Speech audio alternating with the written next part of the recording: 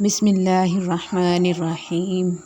جیسے مرد کو زبان دراز بیوی پسند نہیں، بالکل ویسے ہی عورت کو بلند آواز اور بے عزتی کرنے والا مرد پسند نہیں۔ اگر ہم سے غلطی ہو جائے تو ابلیس کی طرح دلیر نہیں ہونا چاہیے، بلکہ معافی مانگ لینی چاہیے، کیونکہ ہم ابن آدم ہیں، ابن ابلیس نہیں۔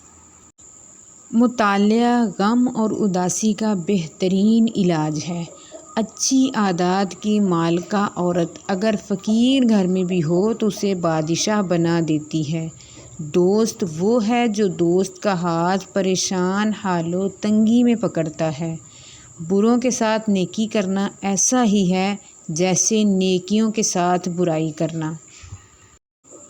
عورت محبت کے بغیر عادی ہوتی ہے، جبکہ عزت کے بغیر عورت نہیں رہتی۔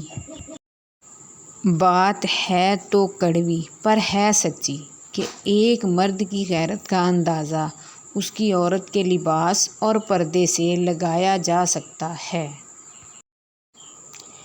بیوی کے لیے یہ احساس کسی نعمت سے کم نہیں کہ کوئی اس کی فکر کرنے والا ہے، اس کا خیال رکھنے والا ہے، جو صرف اور صرف اس کا شوہر ہی ہوتا ہے۔ زندگی میں اللہ سے اس کی رضا کے ساتھ ساتھ سکون والی زندگی کی دعا بھی مانگا کریں۔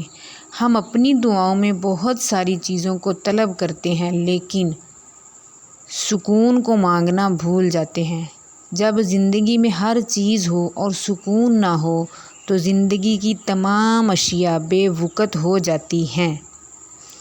اللہ پاک ہمیں اپنی رحمت کے ذریعے سکون والی زندگی کی نعمت عطا کر دے، آمین یا رب العالمین۔